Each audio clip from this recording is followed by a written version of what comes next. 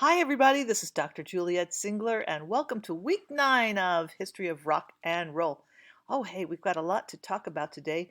We are talking about psychedelia today.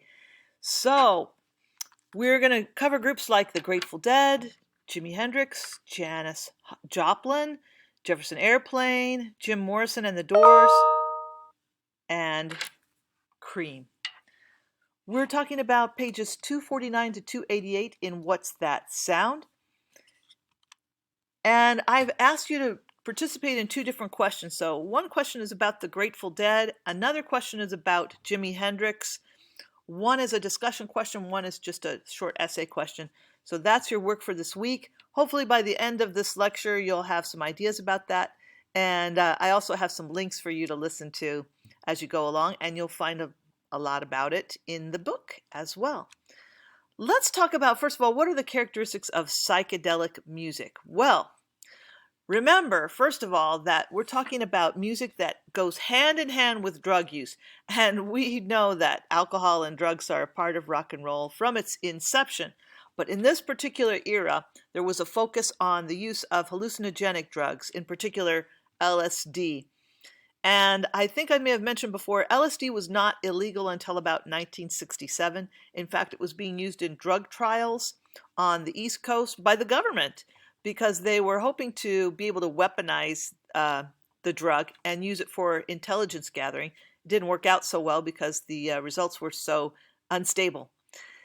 But people who had been involved with the drug trials, like, for instance, Timothy Leary, he was an academic who used the drugs and brought it to the West Coast and said, hey, this is great. I mean, you take some LSD and you will alter your consciousness, and we may be able to create a whole new world this way.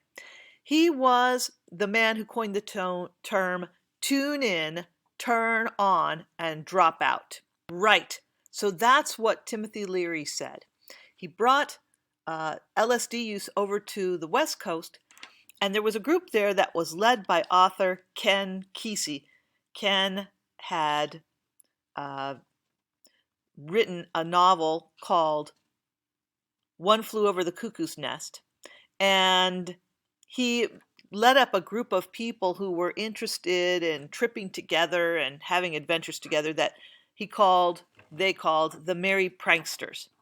And so this group, the Merry Pranksters, they were leaders in getting other people, and there were lots of them flooding into San Francisco Bay Area at that time, to use LSD as a way of altering their consciousness and hopefully creating a better world. Well, one of the groups that was involved with this was the Grateful Dead. They became like the house band of this movement, and they would have parties, house parties in the Haight-Ashbury district of San Francisco, where people would come and LSD would be readily available, and the band would also be using LSD, and everyone would have a drug trip together. So that's something important to remember, is that drug use is part of psychedelic music. Oftentimes there are references in the lyrics to drug use, or maybe the lyrics will refer to some of the values of that culture at that time, which was freedom, getting away from the mainstream, not having to compete with the Joneses, right? And also, there are certain musical characteristics. Oftentimes, there is a use of distortion or feedback, especially in the guitar sound. There may be other electronic effects that are used. And also, they may use extra musical effects, things that we don't perceive as music. For instance, in the Doors sound, Riders on the Storm, you'll hear the sound of rain at the beginning.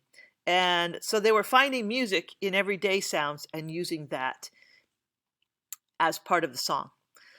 Also, the band attire might look very bohemian. It might even look psychedelic. There might be neon colors and psychedelic colors used in their attire.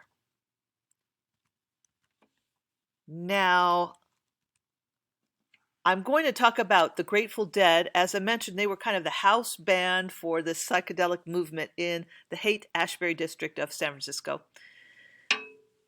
Their lead singer and guitar player was Jerry Garcia, and they had a cultish following. you've got to understand that it was all about touring for them.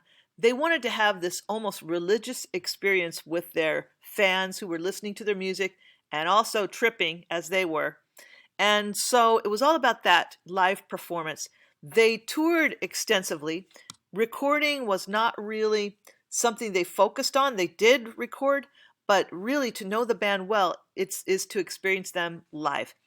So they did allow fans to make cassettes, tapes of their, or maybe reel to reels at first, um, of their concerts, and they would allow fans to copy them and distribute them freely. You can see with that kind of approach, they were not into money. They were not into becoming rich and famous. They just really wanted to use their music as an agent of change. They had such an interesting following that many people perceived Jerry Garcia as the Messiah. I mean, actually the Messiah. So when I talked about Bob Dylan and I said that he was considered to be the Messiah of folk rock, I meant figuratively. But here I mean it literally. There were people who before the concert would set up a little altar and worship Jerry Garcia before they started playing. Now you're going to profile the song Casey Jones for your question. And I'll let you listen to that music and consider those lyrics and talk about that. I'm going to talk about a different song, The Golden Road. This is a song that is very well known for the Grateful Dead. Let's take a look at the lyrics. There's a long instrumental section in the middle, and then you're going to hear take a vacation, fall out for a while, summer's coming in and it's going out of style, we'll light up smoking, buddy, have yourself a ball, 'cause your mother's down in Memphis, won't be back till the fall. So key things that you hear in the music that should tell you this is psychedelic music is, remember, there's a lot of improvisation in psychedelic music because that's part of the whole drug trip style. So that long instrumental section is indicative of psychedelic music. And then you see it right here, the drug reference. They're talking about this being a break from your regular life, right? A vacation.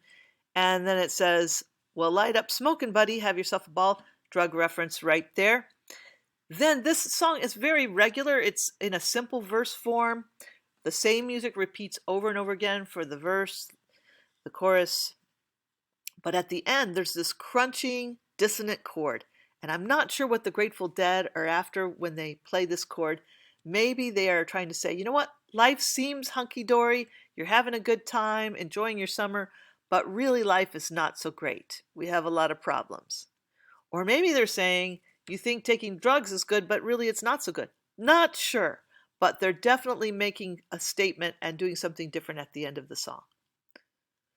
By the way, the Summer of Love in 1967 is something important to remember regarding this psychedelic movement.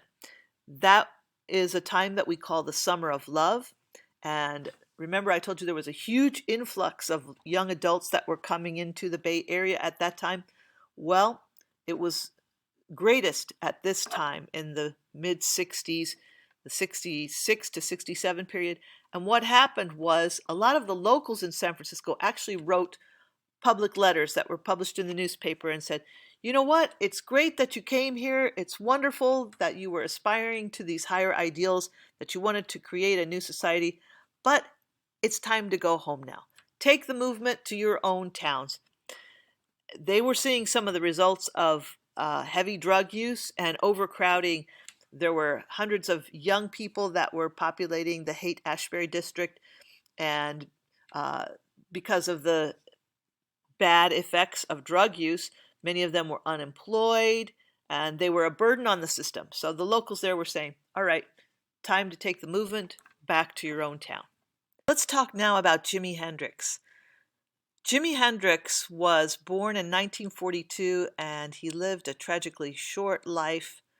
He was dead by age 27 from a drug overdose. So he is one of these great figures of the psychedelic movement who also experiences some of the bad effects of drug use and is gone all too soon.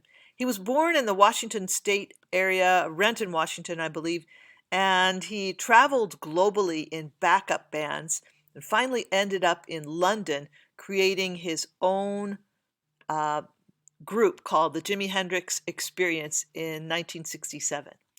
Guess what? He was also inspired by Bob Dylan. He thought, well, you know what? If Bob Dylan can sing his own songs, so can I. He was not really fond of his own voice, but he did sing on many of the 170 songs that he recorded. Well, I'm going to ask you to take a look at his music, and I've linked you to his whole album, Are You Experienced? His first great album. And the first song on there is Purple Haze. I will just talk briefly about Purple Haze. This is the first song on the album, and really it's a love song that Hendrix said was inspired by a dream he had. And in the dream, he's actually saved by Jesus. So in the first version of the song, he actually had Jesus in the song. A lot of people think that it's about a drug trip, and I admit the lyrics sound that way. But he said, no, it's really a love song, and it was inspired by this dream. But as you may know, Purple Haze is also the name of a strong brand of sativa cannabis, and it also refers to purple LSD caps that were in use in the 60s. But which came first, the name for the drug or the name for the song? Well, I think they were unconnected, basically, that they happened about the same time, but Jimi Hendrix was not referring to drugs or a drug trip. The opening chord in this song has become known as the Hendrix chord because it's just really interesting. It has some crunching dissonance in it before he begins singing. Let's look at the lyrics. Purple haze all in my brain. Lately things just don't seem the same. Acting funny, but I don't know why. Excuse me while I kiss the sky. Purple haze all around. Don't know if I'm coming up or down. Am I happy or in misery? Whatever it is, that girl put a spell on me. So you can see by the last line, it really is a love song, but until you get there, you're thinking it could well be a drug trip. Jimi said no, just a dream. You're going to find out much more about Jimi Hendrix as you read your book, but he was such a wonderful virtuoso. He did so many things like playing the guitar with his teeth. He played it left-handed. Sometimes he would caress it suggestively. The most important thing is that he used distortion and feedback in the sound of the guitar to give it a whole new personality, a whole new vocabulary. And that's why guitar virtuosos think that he was so incredible. We're going to talk about Jefferson Airplane a little bit. Jefferson Airplane is another San Francisco-based group, and they were together for about 20 years, but going through different permutations. So their first grouping in 1965 featured Grace Slick as one of their lead singers. She's the first female rock star. And this song, Go Ask Alice from 1967, is really iconic of the psychedelic movement. It's in AABA form, that form that we get from pop music of the 40s and the 50s. And you can tell why just by reading the lyrics. Let me read these to you. One pill makes you larger and one pill makes you small, and the ones that mother gives you don't do anything at all. Go ask Alice when she's 10 feet tall. I won't read the rest of it. You can read it here on my screen or on your own, but you see right away that they're talking about drug use, they're talking about pills, and they're also referring to Alice from Alice in Wonderland, that children's story by Lewis Carroll. Well, it's suspected that Lewis Carroll actually used opium, and that opium may have fueled part of his vision for this story. We don't know for sure, but it is a wonderful children's tale, and it has kind of a fantastic storyline. And they borrowed that to kind of confirm that it's okay in the lyrics of this song to do drugs, and that there are people ahead of you who've done drugs that you can refer to as assistants. And I just want to make mention of a few other artists from this era. Janis Joplin was a singer who lived a very short life as well, died all too soon due to drug use, 1943 to 1970. I hope you'll listen to her rendition of Ball and Chain. It's phenomenal. Cream, a great group from London, and Jim Moore.